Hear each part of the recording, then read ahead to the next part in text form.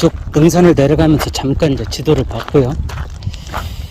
저희가 이제 등산 여행톡이라는 이제 채널을 운영하고 있는데, 저희 이제 구독자가 저는 이제 모르는 사이에 몇천 명이 돼서 좀 의외로 이렇게 조금 구독자님들 늘기는 하는구나 그런 생각을 했는데, 처음에 이제 제가 이제 유튜브라는 것을 뭐 직장 생활하면서 할 여유도 없고 하는 과정에서 만들었던 거는 몸이 건강이 안 좋아서 제가 이제 뭐 수술하고 이런 과정에서 이제 나이가 들어갈 때 할 수 있는 것 중에서 산에서 힐링도 하고 정신적으로 힐링도 하고 체력 보강도 하자 해서 등산에 관한 정보를 습득을 하다가 의외로 우리나라에 가장 많은 인구들이 즐기고 있는 등산이 또 나이 들어서 할 수 있는 운동임에도 불구하고 잘못된 정보도 있고 또는 부족한 정보도 있어서 제가 조금씩 그냥 연구해서 초보자 입장일 때 연구해서 가령 이제 아이템으로는 등산 장비나 용품들이 어떤 게 필요하고 어떤 게 또 필요 없는지 그 허와 실, 그다음에 그것을 사용하는 방법, 그다음에 건강을 위해서 우리가 힐링을 위해서 등산을 하는데 우리나라 산악회 문화들은 조금 잘못된 부분도 있다. 너무 무리하게 해서 건강을 해치거나 또는 부정적으로 그 인식이 되어서 등산하는 것 자체를 꺼려하게 하거나 그런 것들에 대한 거 있어서 한번 이제 좀 바로잡기도 하고요.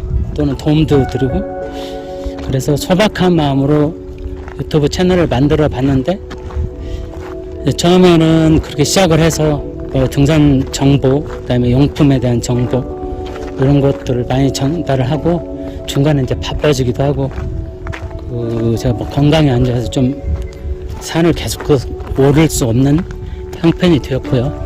저는 이제 뭐 유튜버라는 게 전문 유튜버도 아니고요. 이게 이제 생업의 수단도 아니고, 그다음에 부업도 아니고, 그냥 시작했다가 그 정도 머무르다가 이제 좀 여유가 생겨서 지금은 이제 국내에서는 가벼운 등산들 위주로 하면서 영상을 만들고 또 등산을 같이 즐기시는 위해서 등산 용품이나 등산 자체에 대한 지식을 같이 공유하는 내용을 다룰 거고, 이제 1년에 한 절반 정도는 할애를 해서 해외에 나와서 이렇게 가벼운 트레킹을 혼자 배낭여행을 하는 것을 감행하고 있습니다. 그러면서 아무래도 말씀드린 것처럼 등산이라는 채널들은 본인이 즐거움과 달리 보는 분들은 참 지겹게 짜게 할 수 없기 때문에, 이게 지금 제가 2-3시간을 걸어도 이 담을 것들은 많이 있어도 보시는 분은 변화가 없잖아요. 그래서 이제 고민스러운데 어쨌든 얘기를 해가면서 트레킹을 해보고 있고요.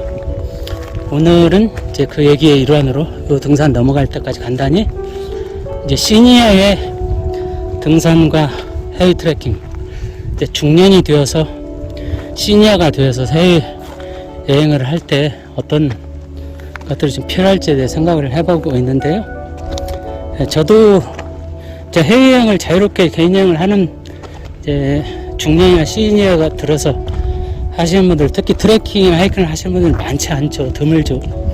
그래서 이제 저는 이제 유튜브에서 여러 유튜버 중에서 구독자도 많고 조회수도 많고 소위 셀럽이 되신 분들 것들을 참조를 많이 했는데요. 보고 이제 배우는 거죠. 공짜로 배우는 거죠.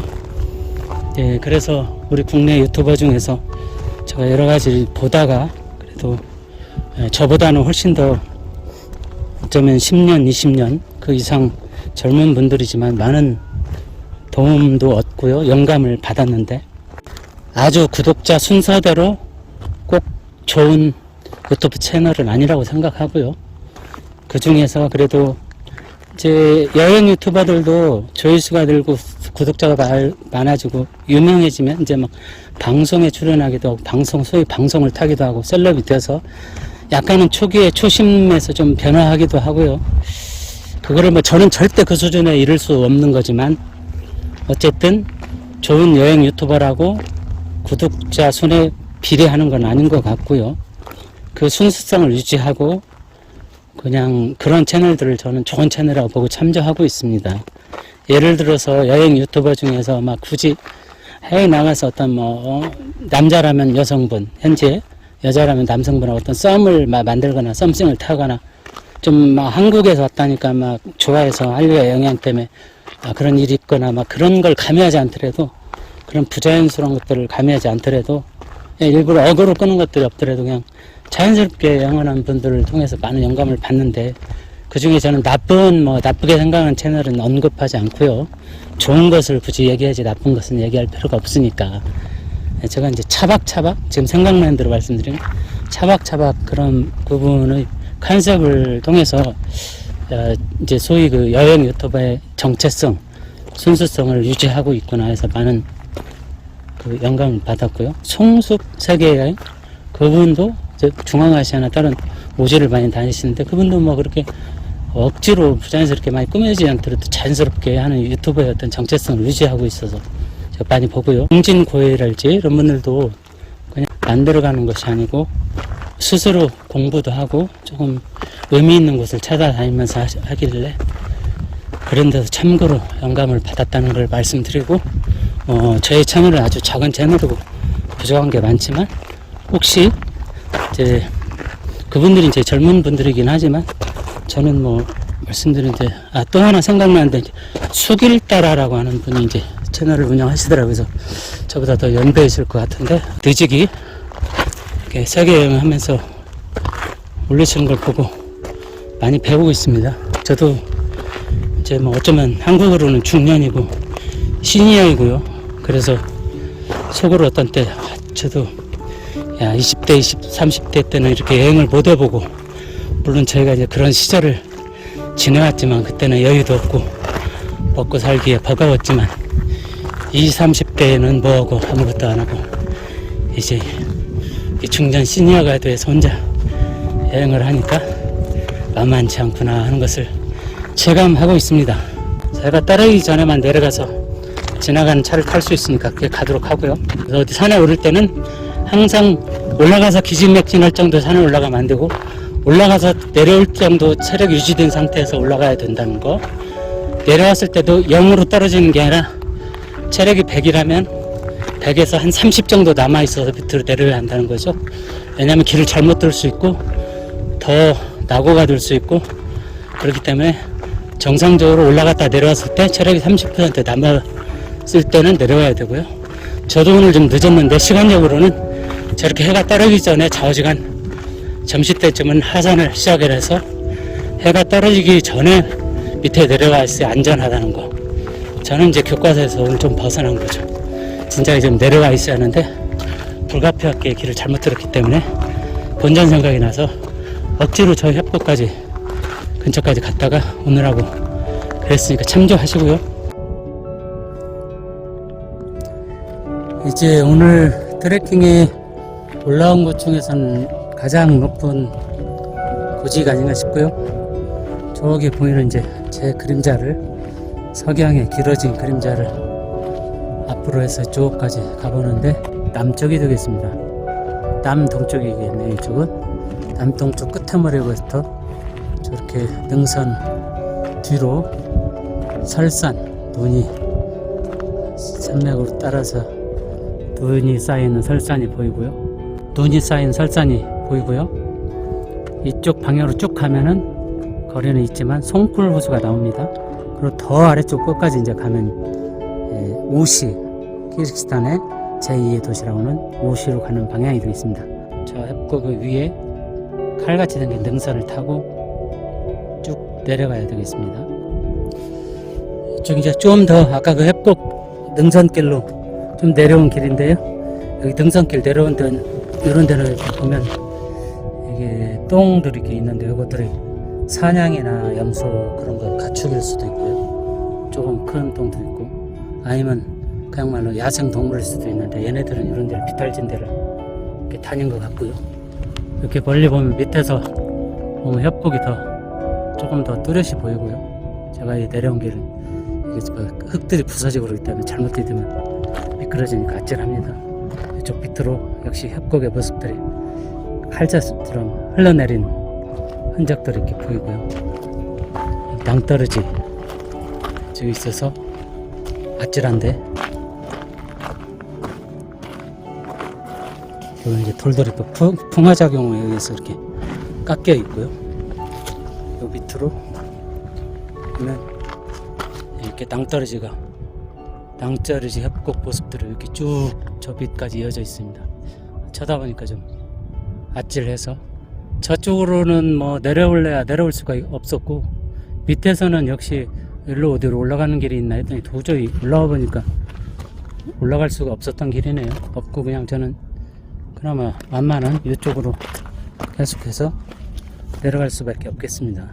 제가 모자를 카자흐스탄에서 분실해서 부랴부랴 그냥 모자를 터미널에서 하나를 이렇게 사왔는데, 지금 한 5,000원 줬는데 별로 품질이 좋지 않음에도 불구하고 아까워서 그냥 이를 악물고 쓰고 있습니다만, 이거라도 써야 되는 게, 모자를 기필코 살려고 했던 게 이게 지대가 높기 때문에요. 키르기스탄이나 뭐 우즈벡도 마찬가지일 거고 카자흐스탄도 별반 다르지 않을 텐데, 어쨌든 저희같이 산을 오르고 트레킹을 하는 데는 고지대로 올라가기 때문에 햇빛이 질 때는 자외선이 굉장히 강하다고 합니다. 강하게 느낍니다. 날씨는 좀 싸늘해지고 일교차가 있지만 몸은 춥더라도 자외선이 강하게 느껴지더라고요. 그래서 저처럼 이렇게 챙이 넓은 모자를 쓰고요. 그 다음에 자외선 차단하는 마스크나 그런 것들로 보충을 하는 게 좋겠습니다. 그 다음에 참고로 이제 저에 대해서 하나 말씀드리면, 제가 이렇게 트레킹 여행을 하지만 건강해서 하는 게 아닙니다. 저는 이제 몸의 구조적으로 남들보다 이렇게 걷거나 체력 운동을 할 때 2배로 피로도를 느끼는 구조를 가지고 있습니다. 그것에 대해서 자세히 설명은 못 안 드리겠지만, 어쨌든 똑같은 운동을 했을 때 저는 2배로 피로감을 느낍니다. 그러니까 이런 여행을 하거나 운동을 할 때 훨씬 더 피로감을 많이 느낀다는 거예요, 다른 사람보다. 그러니까 뭐 체력이 만만해서 트레킹 등산을 하거나 더 젊어서 하거나 그런 거는 없고요. 오히려 더 이제 나이도 중년 시니어고요.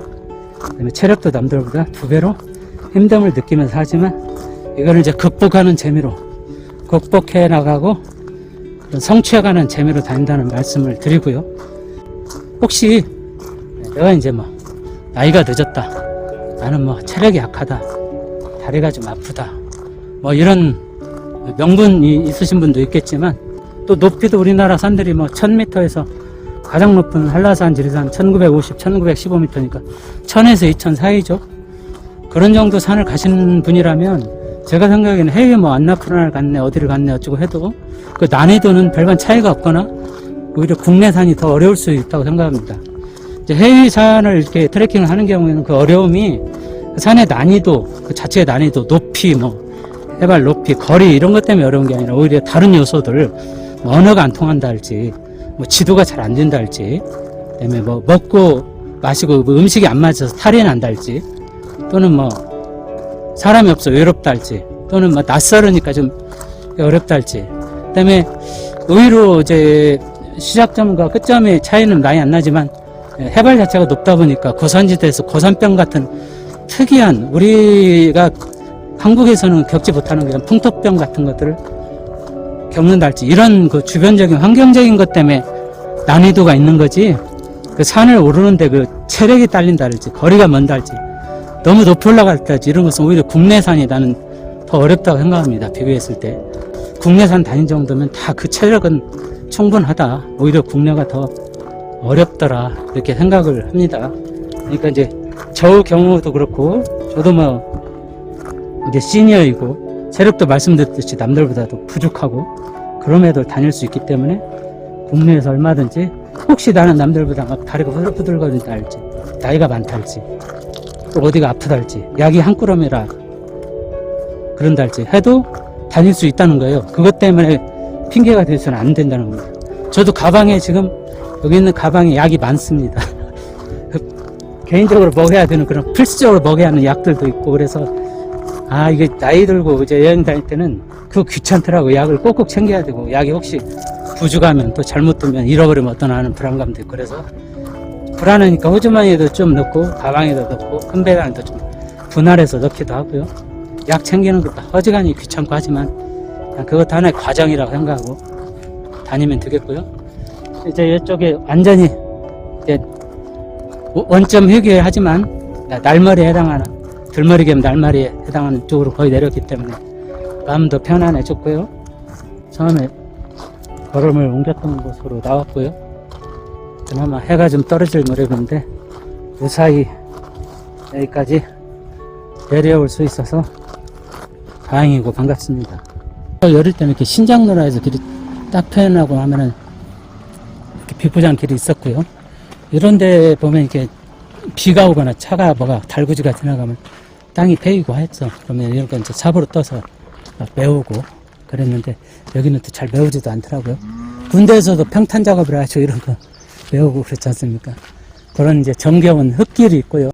흐뭇하게 별다른 일 없이 마무리하면서 이제 길거리에 있는 차를 타러 나가고 어둑어둑해졌기 때문에 서둘러서 숙소로 복귀해야 되겠습니다.